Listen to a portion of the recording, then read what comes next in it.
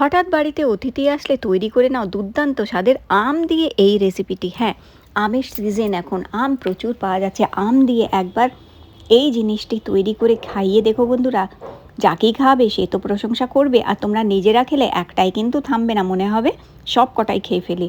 তো এখানে আমি 3 চামচ ময়দা নিয়ে নিলাম, আর 2 চামচ আমি এখানে নিয়ে নিচ্ছি কাস্টার্ড পাউডার। কাস্টার্ড পাউডার না থাকলে 2 চামচ কর্নফ্লাওয়ারও মিশিয়ে নিতে পারো। আর এখানে দিয়ে দিচ্ছি আমি চিনি। আমি ব্রাউন সুগার দিয়েছি 2 চামচ, তোমরা চাইলে এখানে সাদা চিনি 2 চামচ মেশাবে। 3 চামচ ময়দা, 2 চামচ কাস্টার্ড পাউডার আর 2 চামচ চিনি মিশিয়ে 2 কাপ জল দিয়ে এটাকে ভালো করে একটা পাতলা মতন ব্যাটার তৈরি করে নিয়েছি আমি। দেখো একদম পাতলা ট্যালট্যালে মতন একটা ব্যাটার তৈরি করে নিতে হবে। আর এটা ঢাকা দিয়ে রেখে দিয়েছিলাম 5 মিনিট। 5 মিনিট পর আবার একটু এটাকে নাড়িয়ে দেবে। আর তোমাদের কাছে যদি কাস্টার্ড পাউডার না থাকে তাহলে এখানে 2 চামচ কর্নফ্লাওয়ার দিয়ে অল্প একটু হলুদ রঙও দিয়ে দিতে পারো, আর ম্যাঙ্গো এসেন্স এর মধ্যে দিয়ে দিতে পারো, কিংবা ভ্যানিলা এসেন্স একটু এর মধ্যে দিয়ে দেবে। এবার মিডিয়াম ফ্লেমে আস্তে আস্তে এটাকে নাড়িয়ে নাড়িয়ে ঘন করতে হবে। তো দেখো আস্তে আস্তে নাড়িয়ে নাড়িয়ে এটাকে এখন আমি ঘন করে নেব এইভাবে। তো এরপর আমি এর মধ্যে একটু ভ্যানিলা এসেন্সও দিয়ে দিচ্ছি। তোমরা চাইলে ম্যাঙ্গো এসেন্স কিংবা ভ্যানিলা এসেন্স এর মধ্যে দিতে পারো। অল্প একটু ভ্যানিলা এসেন্স দিয়ে এটাকে ততক্ষণ নাড়াতে হবে যতক্ষণ না একটা মণ্ড তৈরি হচ্ছে। এই সময় একটুখানি আমি 1 চামচ বাটার দিয়ে দিলাম। বাটার অথবা ঘি কিংবা সাদা তেল, যে 3টের মধ্যে যে কোনো একটা এখানে দেয়া যেতে পারে। এবার এটাকে ততক্ষণ নাড়াবে যতক্ষণ না এটা এইরকম মণ্ড তৈরি হয়ে যাচ্ছে। পুরোপুরি যখন এরকম একটা মণ্ড মতন তৈরি হয়ে যাবে তখন একটি প্লেটে এটা বার করে নিতে হবে, আর এটাকে এখন ঠান্ডা হতে দিতে হবে। তো যতক্ষণ এটা ঠান্ডা হচ্ছে আমি আর একটা বাটিতে নিয়ে নিলাম দুধ।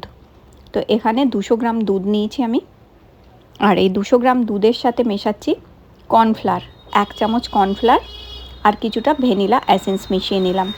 আর মেশাচ্ছি চিনি, এখানে 1 চামচ চিনি দিয়েছি। তোমরা যদি আরেকটু বেশি মিষ্টি খেতে চাও তাহলে 2 চামচ চিনি দিতে পারো এখানে। আর দিচ্ছি একটুখানি ফ্রেশ ক্রিম। ফ্রেশ ক্রিম না থাকলে তোমরা এখানে 1 চামচ বাটার মিশিয়ে দেবে। তো আমার কাছে ফ্রেশ ক্রিম ছিল তাই আমি ফ্রেশ ক্রিমটা মেশালাম। ফ্রেশ ক্রিমের অপশানও বলে দিলাম, বাটার কিংবা মাখন থাকলে 1 চামচ মিশিয়ে নেবে। এবার এটাকে ভালো করে গুলে নিতে হবে আমাদের। ভালো করে গুলে নেবার পর এটাকেও আমরা এখন একটা ফ্রাইং প্যানে দিয়ে দিয়েছি, দিয়ে এটাকেও একটু ঘন করব। তবে এটা খুব বেশি ঘন হবে না, এটা একটু গায়ে মাখা মতন থাকবে। আর এখন আমার কাছে একটু হোয়াইট চকলেট ছিল, আমি চকলেট দিয়ে দিলাম। চকলেটটা পুরোপুরি অপশনাল, এটা শুধু টেস্টকে আরও বেটার করার জন্য। যদি চকলেট না থাকে নাও দিতে পারো।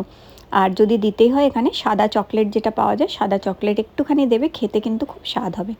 তো এটাও এরকম, এটাকে খুব বেশি ঘন করব না, এটা এরকম কাস্টার্ডের মতন তৈরি করে নিতে হবে। নিয়ে এবার এটাকে আমি একটা বাটির মধ্যে ঢেলে নিচ্ছি, এটাকেও ঠান্ডা করে নিতে হবে। তো এগুলোকে সব ঠান্ডা করে নেব, তবে রুম টেম্পারেচার, ফ্রিজে ঢুকিয়ে না, এমনি নর্মাল রুম টেম্পারেচারে ঠান্ডা করবে। আর এখানে আমি একটা বড় সাইজের আম একদম কুচি কুচি করে কেটে নিয়েছি।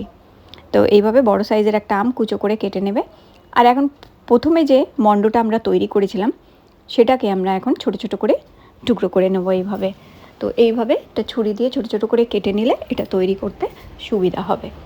আর এখন ছোট ছোট এখানে রুটির আকারে, মানে রুটির লেচির যতটা বড় হয় সেই রকমভাবে আমি এগুলোকে কিন্তু এখানে কেটে নিয়েছি। এখন একটুখানি করে কর্নফ্লাওয়ার নিতে হবে, আর কর্নফ্লাওয়ার দিয়ে দিয়ে এটাকে কিন্তু বেলতে হবে। এটা ময়দা দিয়ে কিংবা আটা দিয়ে বেলবে না, অল্প অল্প করে কর্নফ্লাওয়ার দিয়েই এটাকে কিন্তু বেলতে হবে। আর খুব বেশি পাতলা করবে না, একটু মোটা করে এইভাবে, যেমন আমি দেখিয়ে দিলাম এইভাবে বেলে নেওয়ার পর একটি বাটির মধ্যে এইভাবে রাখলে এটা শেপ দিতে সুবিধা হবে। আর চাইলে তো এমনিও যেটা হচ্ছে চাকির উপর রেখেও করা যাবে। এবার যে কাস্টার্ডটা বানিয়েছিলাম সেটা আমরা 1 চামচ দিয়ে দেবো এর ভেতরে, আর দিয়ে দেবো এর মধ্যে কিছু আম, অল্প করে আম, খুব বেশি ভরলে কিন্তু হবে না, তাহলে কিন্তু এটার মুখটা আটকানো যাবে না। তো এখানে একটু কাস্টার্ড একটু আম দিয়ে এবার আস্তে আস্তে এর মুখগুলোকে এইভাবে আটকে দিয়ে, যেমন আমরা কচুরির পুর ভরি ওইভাবেই এর মুখটাকে আটকে দিতে হবে। আর এটি বাটির মধ্যে রেখে করলে এটা করতে সুবিধা হবে এবং শেপটা খুব সুন্দর আসে সেই কারণে। তো দেখো একটি এখানে আমি সুন্দরভাবে তৈরি করে নিলাম, এই যে এটি তৈরি হয়ে গেছে। এইরকমভাবে এই প্রত্যেকটিকে আমি কিন্তু তৈরি করে নেব। তৈরি করে নেওয়ার পর এটা মোটামুটি আধ ঘন্টার মতন ফ্রিজে, আধ ঘন্টা কি 1 ঘন্টা একটু ফ্রিজে রাখতে হবে। তো সবকটা আমি এইরকমভাবেই তৈরি করে নেব, নিয়ে এখন আধ ঘন্টার জন্য এটা আমি ফ্রিজে রেখে দেবো। তো চলো সবকটাই আমি এইভাবে তৈরি করে নিয়েছি, দেখতেই পাচ্ছ, দেখো কত সুন্দর এগুলো তৈরি হয়ে গেছে। আর এখন আধ ঘন্টা একটু ফ্রিজে রাখলে বেশ ঠান্ডা ঠান্ডা হয়ে যাবে আর খেতে কিন্তু দুর্দান্ত লাগবে। এই যে ঠিক আধ ঘন্টা 1 ঘন্টা পর এগুলো এরম হয়েছে। আর এগুলো খেতে কিন্তু অসম্ভব সুন্দর, মুখে দিলেই মিশে যাচ্ছে, মুখে দিলেই গলে যায়। আর আমের স্বাদ, কাস্টার্ডের স্বাদ, এটা কিন্তু অসাধারণ খেতে হয়েছিল বন্ধুরা।